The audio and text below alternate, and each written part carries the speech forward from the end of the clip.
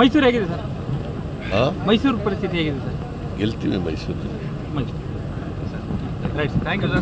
ಚಾಮರಾಜನಗರ ಒಂದು development sir. ಈಗ high command announce ಮಾಡೋದಕ್ಕಿಂತ ಮುಂಚಿತವಾಗಿ ಸುನಿಲ್ ಬೋಸ್ ಅವ್ರನ್ನ ಕ್ಯಾಂಡಿಡೇಟ್ ಅಂತ ಹೇಳಿದ್ದಾರೆ ಅನ್ನೋದೊಂದು ಸುದ್ದಿ. ಯಾರು? ಇಲ್ಲ, ಇವತ್ತು ಜಿಲ್ಲಾ ಕಾಂಗ್ರೆಸ್ ಕಮಿಟಿ ಕೂಡ ಒಂದು ಪ್ರೆಸ್ ನೋಟ್ ಹಾಕಿತ್ತು.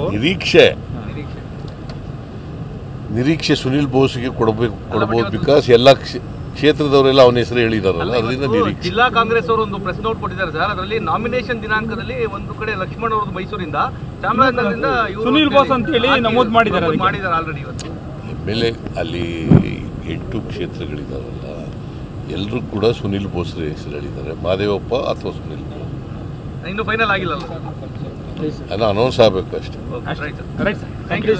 ಮೈಸೂರು ಹೇಗಿದೆ ಸರ್? ಮೈಸೂರು ಪರಿಸ್ಥಿತಿ ಹೇಗಿದೆ ಸರ್? ಗೆಲ್ತೀವಿ ಮೈಸೂರು.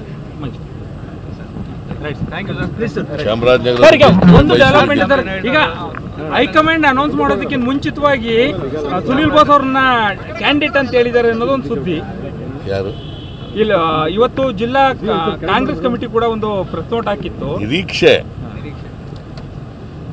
ನಿರೀಕ್ಷೆ ಸುನಿಲ್ ಬೋಸ್ಗೆ ಕೊಡಬಹುದು. ಬಿಕಾಸ್ ಎಲ್ಲ ಕ್ಷೇತ್ರದವರೆಲ್ಲ ಅವನ ಹೆಸರು ಹೇಳಿದಾರಲ್ಲ, ಅದರಿಂದ ನಿರೀಕ್ಷೆ. ಜಿಲ್ಲಾ ಕಾಂಗ್ರೆಸ್ ಅವರು ಒಂದು ಪ್ರೆಸ್ ನೋಟ್ ಕೊಟ್ಟಿದ್ದಾರೆ ಸರ್. ಅದರಲ್ಲಿ ನಾಮಿನೇಷನ್ ದಿನಾಂಕದಲ್ಲಿ ಒಂದು ಕಡೆ ಲಕ್ಷ್ಮಣ್ ಅವರದ್ದು ಮೈಸೂರಿಂದ, ಚಾಮರಾಜನಗರದಿಂದ ಸುನಿಲ್ ಬೋಸ್ ಅಂತ ಹೇಳಿ ನಮೂದು ಮಾಡಿದ್ದಾರೆ ಆಲ್ರೆಡಿ. ಇವತ್ತು ಎಮ್ಎಲ್ಎ ಅಲ್ಲಿ 8 ಕ್ಷೇತ್ರಗಳಿದಾರಲ್ಲ, ಎಲ್ಲರೂ ಕೂಡ ಸುನಿಲ್ ಬೋಸ್ ಹೆಸರು ಹೇಳಿದ್ದಾರೆ. ಮಾದೇವಪ್ಪ ಅಥವಾ ಸುನಿಲ್ ಬೋಸ್ ಇನ್ನು ಫೈನಲ್ ಆಗಿಲ್ಲ, ಅದು ಅನೌನ್ಸ್ ಆಗಬೇಕು ಅಷ್ಟೇ.